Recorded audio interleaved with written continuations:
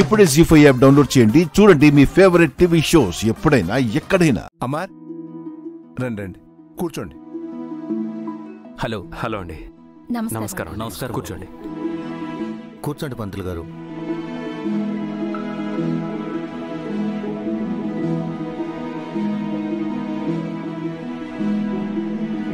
అసలు మనోహరి ఈ పెళ్లి చూపులు ఎలా ఒప్పుకుంది? అత్తయ్య మావయ్య ఒప్పించారా? మను ఎవరి మాట వినదు కదా. అయినా ఒప్పుకుంది అంటే పక్కా ఏదో ప్లాన్ చేసి ఉంటుంది. నీలా అందరికీ మంచినీళ్ళు తీసుకురా. అబ్బాయి సాఫ్ట్వేర్ ఇంజనీరు, నెలకు 1,50,000 జీతం. కాఫీ టీ ఏమైనా తీసుకుంటారా? ఏం వద్దండి, అమ్మాయిని పిలిపించండి, అది చాలు. అమ్మా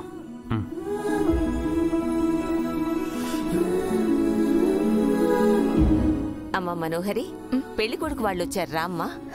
సరే ఆంటీ.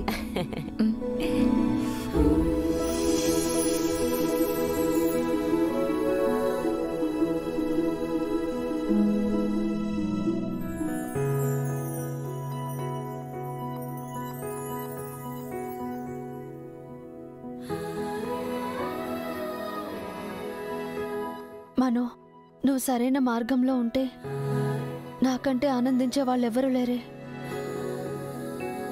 నేను నీకంటూ ఒక కుటుంబం ఉండాలని కోరుకున్నా. ఈ పెళ్లికి ఒప్పుకోవే. ఏంటో ఈ ఇంట్లో వాళ్ల పిచ్చి గాని జరగని పెళ్లికి ఇన్ని ఏర్పాట్లు చేశారు. పంతులు గారు, అమ్మాయి అనాథని చెప్పారు, మీకెలా పరిచయం బాబు? తను నా వైఫ్ ఒకే అనాథాశ్రమంలో ఉండేవారు. చిన్నప్పటి నుంచి ఫ్రెండ్స్. నా వైఫ్ చనిపోయిన దగ్గర నుంచి మా ఇంట్లోనే ఉంటుంది. ఎవ్వరూ లేరని పెళ్లిలో గాని పెట్టడంలో గాని తేడా ఉంటుందని అనుకోవద్దండి. అందులో మాకేం అనుమానం లేదండి. అమ్మా మనోహరి, తలెత్తి అబ్బాయిని చూడు. సిగ్గుపడతావేంటమ్మా, చూడు.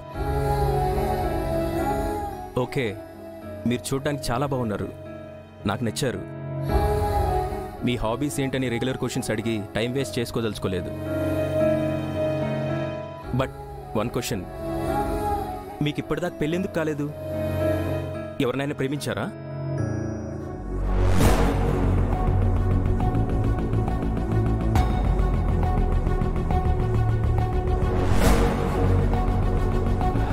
అంటే అది తనకి. సార్ ప్లీజ్, మీరేమనుకోపోతే తననే ఆన్సర్ చెప్పనిస్తారా?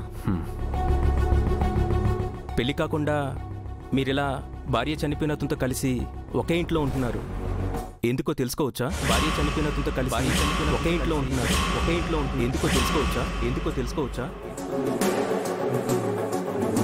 నువ్వేమంటున్నావో మాకు అర్థం కావట్లేదు బాబు. ఇందులో అర్థం కాకపోవడానికి ఏముంది అంకుల్? ఈ అబ్బాయికి భార్య చనిపోయింది, ఇంట్లో అందమైన పెళ్లి కాని అమ్మాయి ఉంది, వాళ్ళిద్దరి మధ్యన సంబంధం.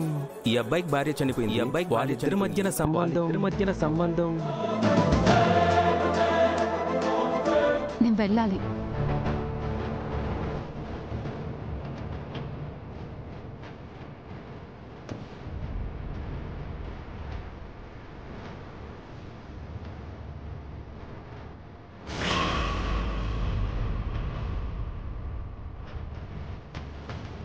మావయ్య, ఏం చేస్తున్నావు?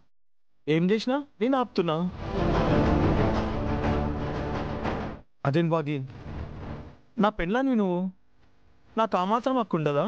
పెళ్ళి కాలేదుగా మావయ్య, ఇంకా అవ్వకముందు ఇలా ఇంకోసారి పట్టుకోకు ప్లీజ్.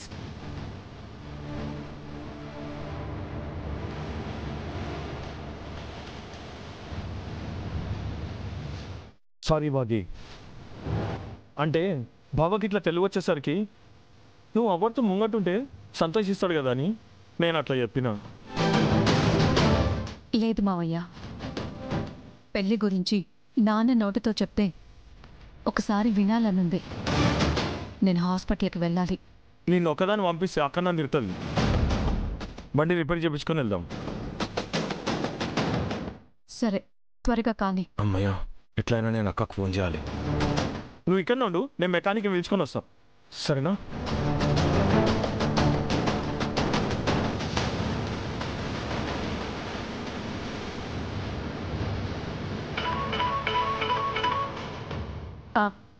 చెప్పరా, ఫంక్షన్ హాల్కి పోయినరా? లేదక్క, మధ్యలోకి వచ్చినాక బాగి హాస్పిటల్కి తిరిగి వాళ్ళని ఒకటే గుర్తు చేస్తుంది. రే, నువ్వేం చేస్తావో నాకు తెలియదు. భాగి తిరిగి రావద్దు.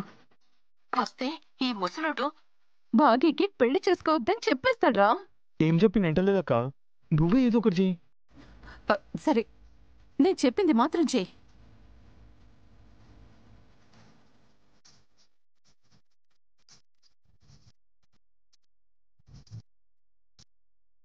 అర్థమైందా? సరే అక్క, నువ్వు చెప్పినట్టు చేస్తా. అమ్మ ముసలోడా, ఎంత పని చేసినాం. పెండ్లికి ఎవ్వరడ్డొచ్చినా అడ్డు తొలగించి మరి భాగికి నా తమ్ముడికి పెండ్లి చేస్తా.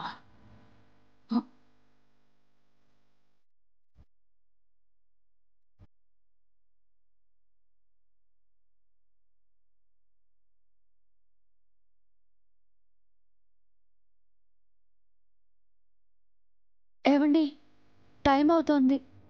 భాగ్య అవార్డ్ ఫంక్షన్కి వెళ్ళాలి కదా, పదండి వెళ్దాం. ఆ వచ్చిన పెళ్లి కొడుకు అన్న మాటల గురించి నేను ఇంకా బాధపడుతున్నారే.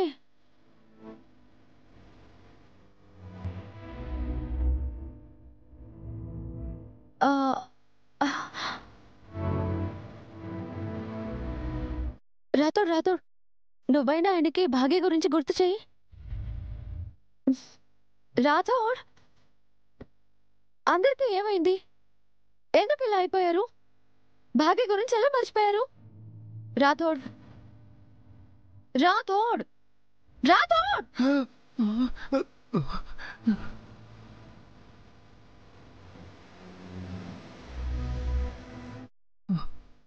ఎవరు పిలిచినట్టు అనిపించింది ఏంటి? నేను. ఎవరు లేరు. అమ్మో, బాగి అవార్డు ఫంక్షన్ ఉంది, సార్ గుర్తు చేయాలి.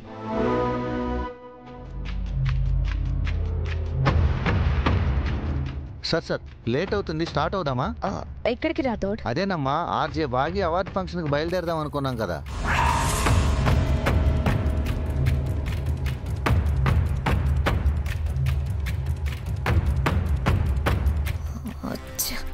ఇంత కష్టపడి ప్లాన్ చేసి అందరినీ డైవర్ట్ చేస్తే ఈ రాత్రుడు ఏంటి ఇలా గుర్తు చేశాడు? ఏంటండి ఇంకా ఆలోచిస్తున్నారు? పదండి వెళ్దాం. సార్ బయలుదేరదామా? రాథోడ్, ఎప్పుడు ఏం మాట్లాడాలో అన్న సెన్స్ ఉందా? ఇంట్లో అందరూ బాధలో ఉంటే ఫంక్షన్కి ఎందుకు పిలుస్తున్నావు?